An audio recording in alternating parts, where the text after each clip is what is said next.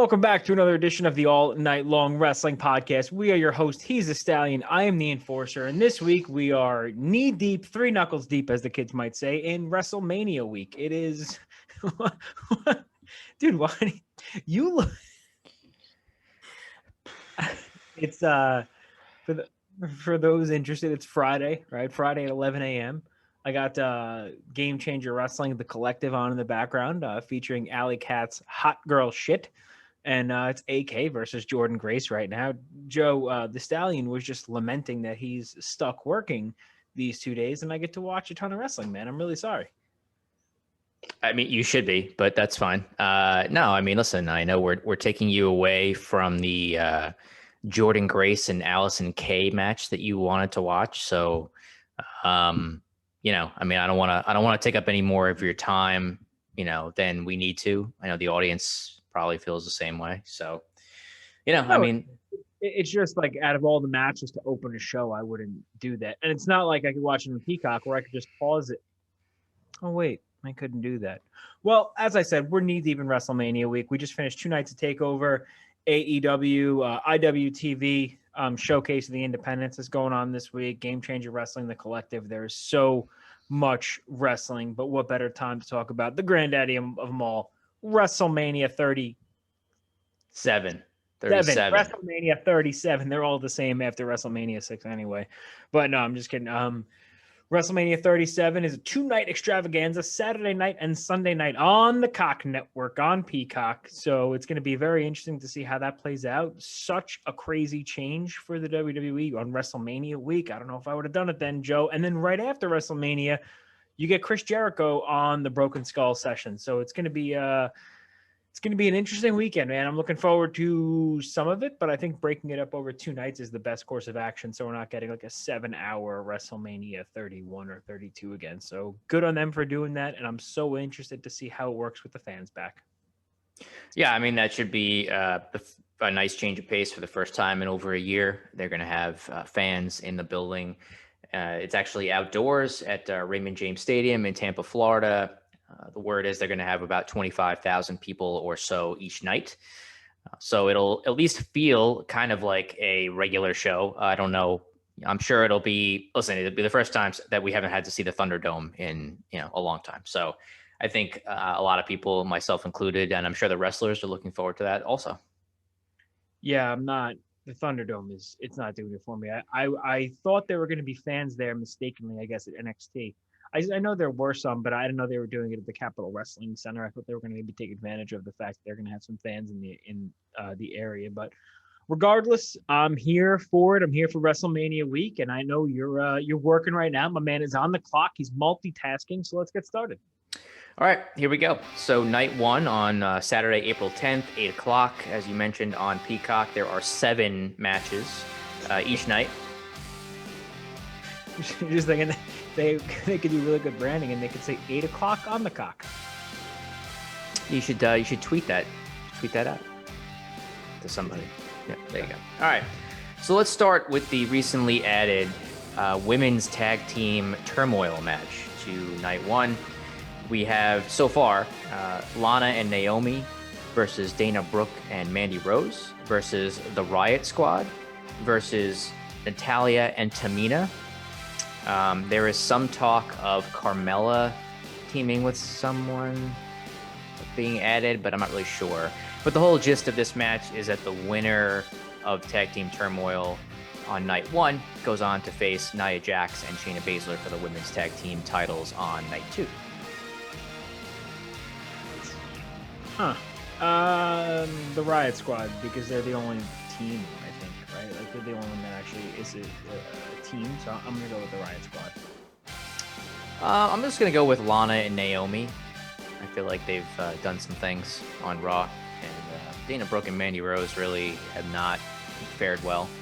And Natalya and Tamina, I mean, I don't really see that. So I'm gonna go with Lana and Naomi to win on night one. Next up, we have a singles match from the Smackdown brand. It is Seth Rollins versus Cesaro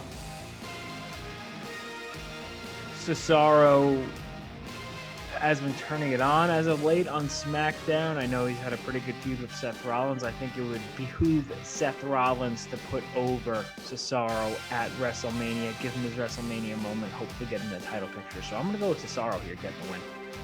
I'm going to go with Seth Rollins to get the win here. I think that, I mean, listen, it would be nice if they decided to push Cesaro further, but we've been down this road many times before with Cesaro and a singles push, and it has never gotten far enough where he's made it to that, that upper tier level. So given that he's right around the age of 40 at this time, and I'm sure that Vince still feels he can't, cut a good promo or whatever, I think it's probably just on the card here for a good match and to maybe bolster Seth Rollins' stock a little bit as maybe they shoot him up the card again after Mania. So I'm going to go with Seth Rollins to get this one.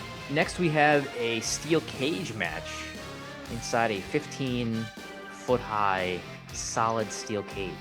It is Braun Strowman against Shane McMahon.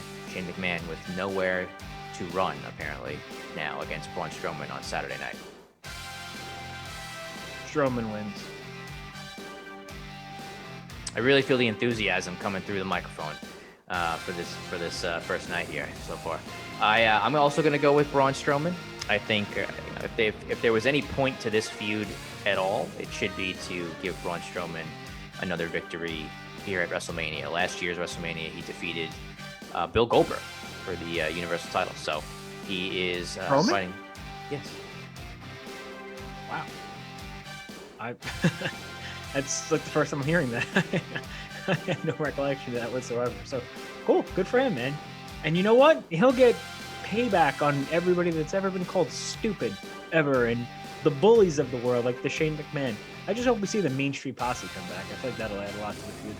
Braun Strowman fighting on behalf of myself and all of the other stupid people out there in the world. So. Next up, we have a tag team match for the Raw Tag Team Championships. The New Day of Kofi Kingston and Xavier Woods will be defending against AJ Styles and Omos. Why don't you take this one first? I'm going to go with AJ Styles and Omos, right?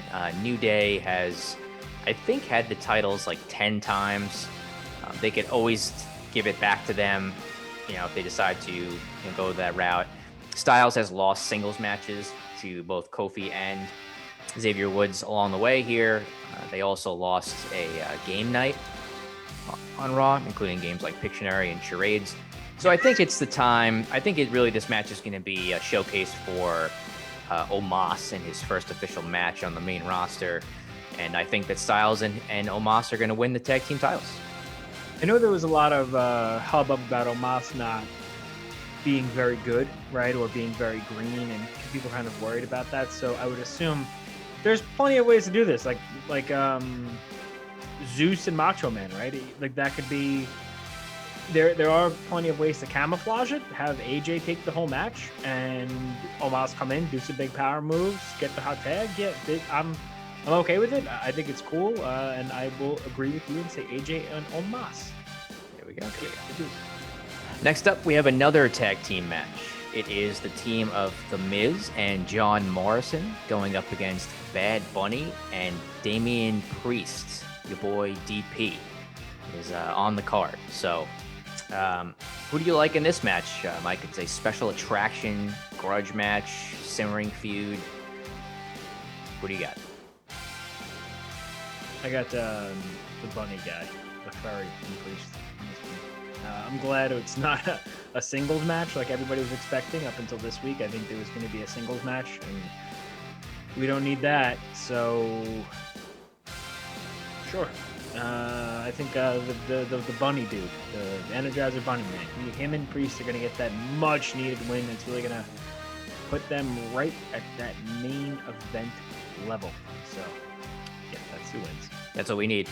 Yeah, I'm also going to put all my chips to the center of the table on this one for any bets that I put in over the weekend. And I'm going to go with Bad Bunny and Damian Priest as well. I don't see any reason to have Bad Bunny involvement if he's not going to win this match and get some mainstream media attention for the company. So I'm going to go with Bad Bunny and Damian Priest.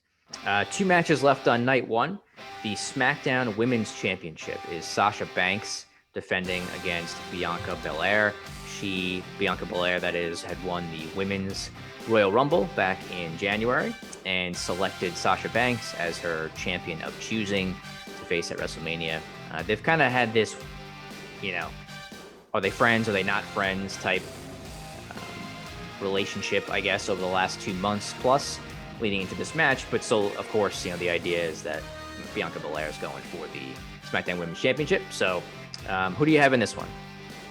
I think it's going to be that time where they finally push Belair to the next level and give her the Duke here. I think the feud has been not good. I don't think we needed the whole tag match and all the stuff that they do consistently with 2 singles competitors who are in a budding feud. Put them in a tag match, give them a tag title shot. It doesn't work, and they feud after that. We've seen it with, and now Asuka and Rhea. We've seen it with Cole. We've seen it with Riley. Like we've seen it everywhere the last probably 4 months, even back to Charlotte and Asuka. It's like it's what they have. It's all they can go to. This didn't need it. They're 2 beyond capable competitors, and Bianca Belair. Everybody seems to think she's ready for that next level. So why not? Sasha can afford a loss. It's not going to hurt her. So I think Bianca Belair wins the title. Yeah, I agree. I think that it's the right thing to do, or the thing that makes the most sense, is to put Bianca Belair over here at WrestleMania, give her a big win, and give her an opportunity to run with the title and see what she can do with it on SmackDown. SmackDown still has several other female competitors like Sasha, Bayley is still there, so there's a lot of things they can do, and I think that giving Belair the opportunity is the right call. So I agree that she will take the SmackDown Women's Championship on night 1.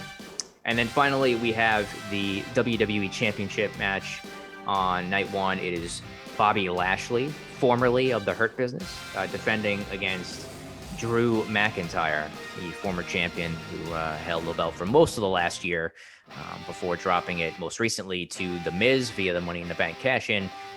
And then Lashley defeated The Miz about a week later on an episode of Monday Night Raw. So I think this one for me, I don't know how the card's going to shake out, if this is going to open the show, if it's going to main event the show, or where it's going to land. But I think that really they should have Drew McIntyre win this. I know Lashley's been doing a very good job as champion, and they could probably stretch this feud out. But to me, WrestleMania in front of 25,000 fans, Drew did not get to win the championship at last year's WrestleMania in front of fans. It was an empty arena.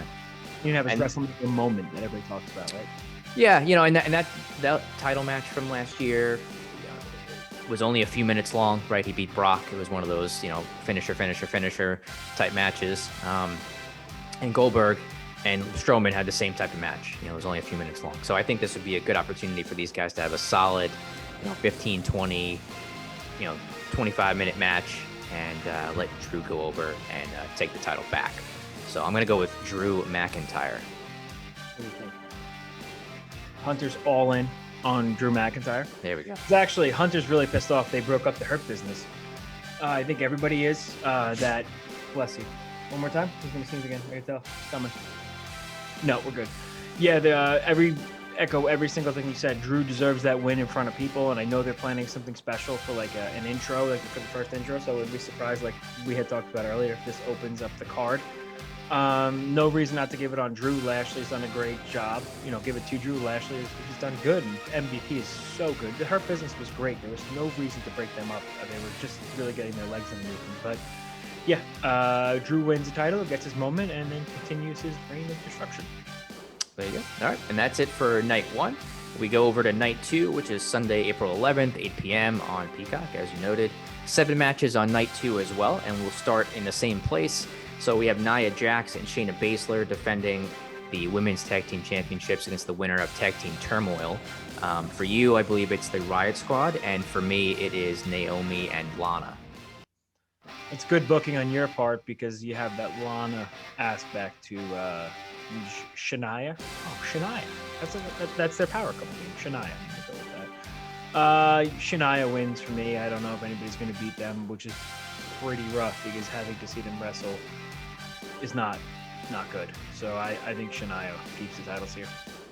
I'm going to go with Naomi and Lana. I think that like you said, Jax and Baszler have had the titles for a long while. You know, I think they dropped it maybe here and there, and they could always take it back. But I think just for the sake of a WrestleMania moment, maybe they'll actually finally give Lana, you know, a nice moment at WrestleMania and have her win a title. So I'm gonna go with Naomi and Lana there. Next, we have a singles match for the WWE United States Championship. It is Riddle versus Sheamus for the U.S. Championship.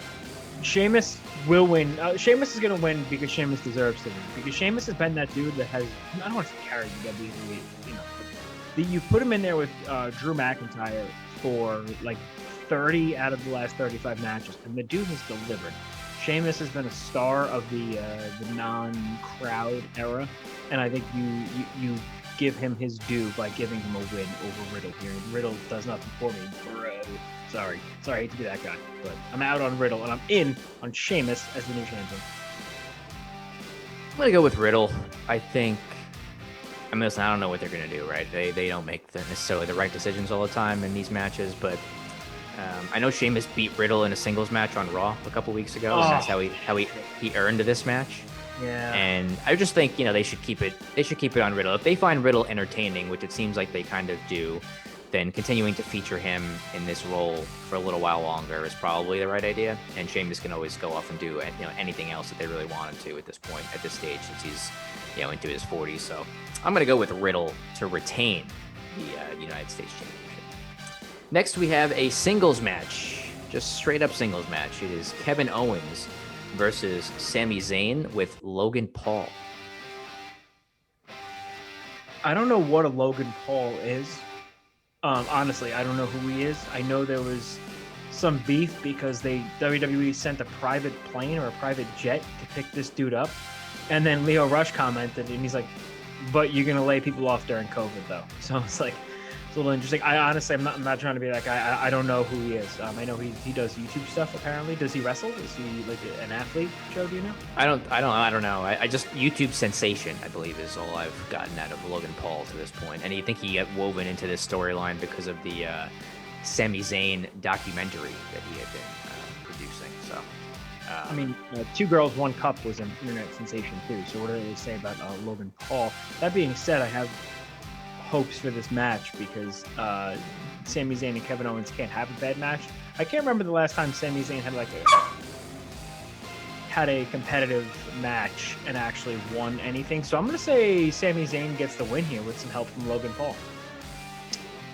Yeah, I don't know. I think that's kind of where it makes me lean towards Kevin Owens, because Sami Zayn, most of the matches he's been in have been not long, and he's lost a lot. So I would they could do whatever they want. They might turn around and have a 15-minute classic here at WrestleMania. I assume this is just the company's way of saying, all right, we're going to let Kevin Owens and Sami Zayn have a WrestleMania match against each other. That's what my assumption is. And the whole, you know, documentary and Logan Paul stuff is just, you know, dressing on the salad, I guess. So I'm gonna go with Kevin Owens because he should win. So there you go. For the Intercontinental Championship, in a Nigerian drum fight, Big E versus Apollo Crews. It's funny. I heard Big E on Busted Open, and Bully Ray cut him off. He's like, he's like, I gotta ask you something. He's like, can you tell me what the rules are in a Nigerian drum fight? And Big E goes, Bully, you know damn well we don't know what the hell the rules are in Nigerian drum fight. So none of us have any idea what's going to happen in this match. I would assume Apollo Crews wins because it's his match, his stipulation. It'd be like the Great Khali losing in that Punjabi Prison of Doom match. Did he lose that one? I think he has in the past. I'm going to go with Apollo Crews just because whatever. Yeah, I do. I'm going to go with Apollo Crews also. I would prefer Big E remain the champion and continue to have a long reign with the Intercontinental Championship, but I don't know. I mean, he beat Apollo Crews at Fastlane, so I mean, I could see them putting it on Crews with his new gimmick and accent. So I'll say that the Apollo Crews will be the new Intercontinental champion. 3 matches to go. I know this is the one that you are most looking forward to. It is The Fiend versus Randy Orton in a singles match, I guess. Yeah. I don't see any stipulations, so I don't know if like fire is allowed. I guess not. I guess that would be a disqualification. Will there be maggots in the ring? I mean, you never know, man. We didn't know last time that it was going to happen, so there's all sorts of stuff that could happen. We might have red lighting again. We might have maggots and worms projected into the ring. Love might maggots. get lit on fire. I don't know, man. But I think that's, anything is possible when you've got the Fiend involved in a match. The Fiend wins. I don't know what I don't know what I'm gonna see. Like, I don't know, is it gonna be cinematic? Is it whatever? But I don't think you bring the Fiend back to lose again in another pay-per-view. So the Fiend wins. Yeah, I agree. I'm gonna go with the Fiend. I assume that the point of this whole feud was after Randy Orton burned him, that the Fiend would come back and get his revenge, a la The Undertaker being burned, buried alive, all those types of things that happened to him several times over the course of his career. So I'm going to go with the Fiend as well. For the Raw Women's Championship, we have Asuka defending against the recently debuted on Raw, Rhea Ripley. Yeah, I think this is going to be the spot where you can expect Rhea Ripley to win that title in a big WrestleMania moment. She turned heel on Asuka when they were paired up in a tag match. Surprise, surprise. But Rhea Ripley has that it factor that everybody loves to see. Everybody thinks that Rhea Ripley is the second coming and that she's going to carry the division on her back for years to come. What better way for her to debut than to destroy Asuka at WrestleMania and win the title? So I'm going with Rhea Ripley here in a match I'm very much looking forward to. Yeah, I'm also going to go with Rhea Ripley, and I do think the match has the potential to be very good. Could be, just looking at the card for night 2, it could be right up there with, the main event in terms of the level of quality work that I'm expecting to see from these two. And I think that putting it on Ripley is, again, it's the right decision. Asuka had the title for a very long time. Becky Lynch was the champion after WrestleMania last year. She had to relinquish the title due to becoming pregnant. Asuka had won the women's Money in the Bank match and became the women's champion. She briefly lost it to Sasha Banks during the course of the year, during the summer, and then regained it back. So she's had it for the bulk of the last year. She's done a great job. But I think that this is the same situation with Bianca Belair, that you want to put somebody that's a little bit of a fresher face over and give them an opportunity and see how Rhea Ripley can do carrying the Women's Championship on Raw for a little while. She can have, again, additional matches with Asuka. Whenever Charlotte Flair comes back, if Becky Lynch comes back, there's a lot of different opportunities for her to do things with the title. So I'm going to go with Rhea Ripley. And finally, the triple threat match for the WWE Universal Championship on night 2. It is Roman Reigns defending against Royal Rumble winner Edge and Daniel Bryan. I was surprised by this Edge heel turn, but I think the more I thought, I hated it in the beginning. Then the more I thought about it, no matter who you put in there with Daniel Bryan, they're going to cheer Daniel Bryan. And you're not going to get that response for Edge that you want if you were just going to do. If it was just Roman and Edge, it's a different story. Throwing in Daniel Bryan kind of cuts the water off from Edge. So good move, turning him heel. I don't think anybody expected it. You have two quote unquote mega heels now in Roman and Edge. And I think with a crowd, the right thing to do that I'm hoping they will do and I'm predicting they're going to do is put the title on Daniel Bryan, the American Dragon. I don't know if they're going to, if that's not in their plans, but I'm going to say Daniel Bryan is your new champion. Yeah, this is a very interesting match for all the reasons that you mentioned, and I was going back and forth on figuring out who I thought was going to win. When they first announced Roman versus Edge, I just assumed that Roman was going to win because, I don't think Edge is really going to be working a full-time schedule these days. Is different than it used to be because there's no house shows, right? But I don't know that he's going to be wrestling every single pay-per-view, every single Smackdown, or at least appearing every single week for the entire year. I didn't get the sense that that's what his comeback was all about. I figured it was more, him coming back for a couple months at a time to have different feuds, and but we'll see. But with the course of everything that happened and the booking of Daniel Bryan in this feud and kind of getting opportunities the last couple of months and not being able to go all the way and win the championship, I think that the most the scenario that makes the most sense is that Daniel Bryan beats Edge in this match to become the Universal Champion, and then Roman can claim that he never lost the title to begin with in terms of being pinned or submitted, even though he did tap out to Daniel Bryan in their match at Fastlane, but there was no happened. He was sending Morse code to Paul Heyman. Oh, okay, all right, my bad. So yeah, so I agree. I think Daniel Bryan should win this here. I don't expect him, if he does, I don't expect him to have a long title reign. But like you said, to close out the show, 2 nights of shows, I think the right thing to do with fans back is to have Daniel Bryan win this title.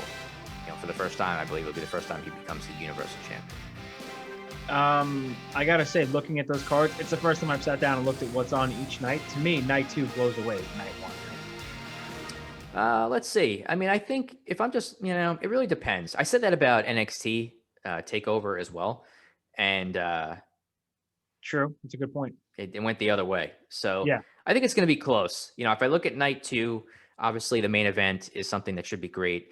Asuka and Rhea Ripley should be great.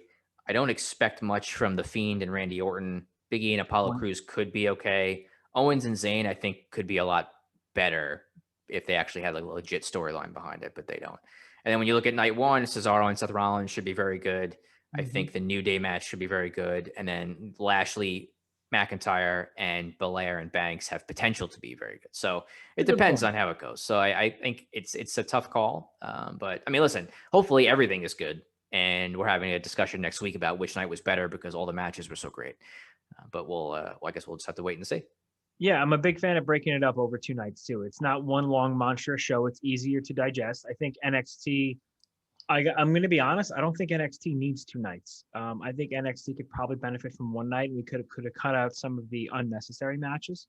But to me, it was like, this week it wasn't 2 takeovers, right? It was an NXT show and then the NXT kind of takeover. They were booked that way anyway. But man, I'm looking forward to it. It's WrestleMania week. Even if you're like, it's the same shit over and over, or you're not excited for it. It's still WrestleMania week. The mystique is there. The fans are going to be there. There's a lot of fun stuff going on. So I'm here for it this weekend. I'm also going to be watching, like I said, I'm watching wrestling all fucking day. All day today, tomorrow, Sunday. I'm literally just going to be watching wrestling. And we were teasing it earlier, in an earlier podcast this week, about my 5 count, my 5 most matches I'm excited for. And I'm not going to do that, Joe. What I'm going to do is I'm going to tell you what card I'm most excited for that's outside of the WWE and NXT. And I'm going to run down the card, and I want your thoughts on it right off the bat. Is that fair? Sure. Game Changer Wrestling presents The Collective this week. It's on Fight TV. Bloodsport was last night. There's so many good matches. As I mentioned, Alley Cat's Hot Girl shit is going on right now. But the card that has the matches that I am most excited for, tonight at midnight, I will be long asleep by then, so I'm going to watch it tomorrow. It's VXS Wrestling. Violence, Suffering Wrestling presents Lucid Dreams tonight at 11:59. Let me tell you what's on the card, top to bottom.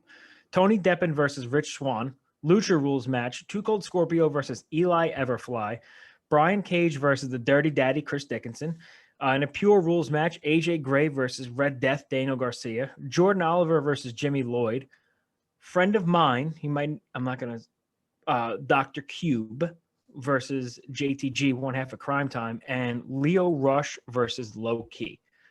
Joe, top to bottom, you're not going to find a better independent show this week than this match, than these matches.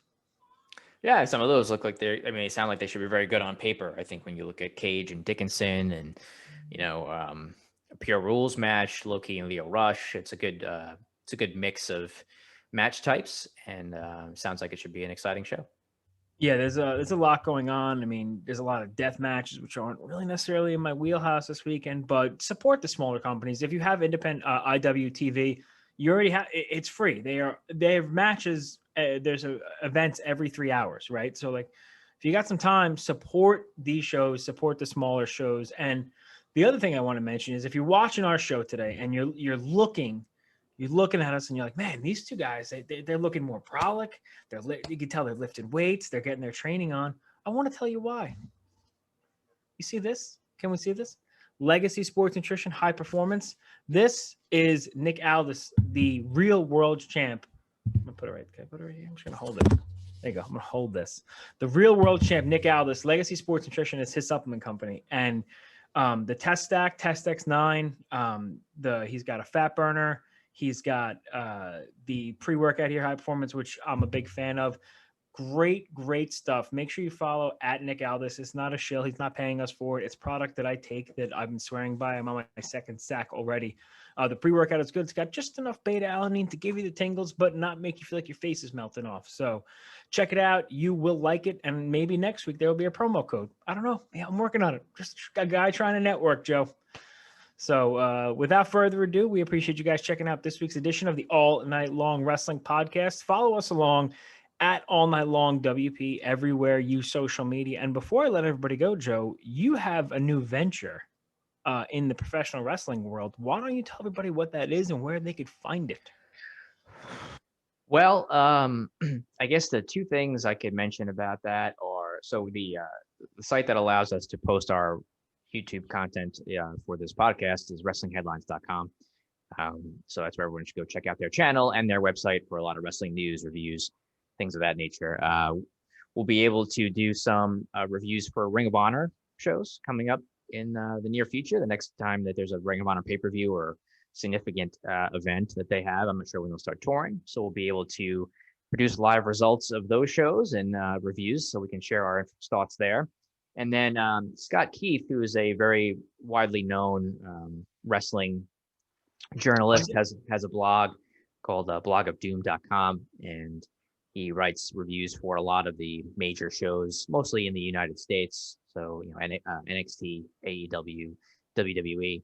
There are several other good writers on his blog. Thomas Hall, Brian Bayless, several other guys that review shows and or even historic content that you may have used to been able to find on the network. And I'm going to be covering some New Japan shows for them on his blogofdoom.com. I wrote up a review for Sakura Genesis from this past weekend that was posted a couple of days ago, and I think there's a couple more early May. I believe I don't know how to pronounce it. Donkatu. Yeah, is the two shows coming up in the beginning of May that I will be writing a review for. I think night 2 has Will Ospreay, Shingo Takagi. Night 1, I believe, is Hiroshi Tanahashi against Jay White. So there's some good matches coming up on those shows, and a couple weeks from now, I'll post some reviews on his blog there. So thanks to him and anybody who took the time to read it this past week for my Genesis review. Yeah, and as a shoot, Scott Keith is and Blog of Doom. It's the only website whose reviews I read. I feel like they're consistent. They're accurate. They're to the point. They don't overstay their welcome. I really like his stuff over there. So congratulations to the Stallion. There's nothing this guy can't do. Attractive writer, YouTube personality, podcast host, life pundit, man. We call him WrestlePedia for a reason. So congrats, buddy. I'm excited to read them. The first one was as self-deprecating as I would expect from you. So kudos. Thanks, man. I appreciate that. Of course, everybody check it out. And again, follow us along at All Night Long WP. We'll be tweeting all weekend. I'll be tweeting all day, watching wrestling all day. God, I can't wait. That's it for another edition here at the All Night Long Wrestling Podcast. We are your hosts. He's the Stallion. I'm the Enforcer, and we are tapping out.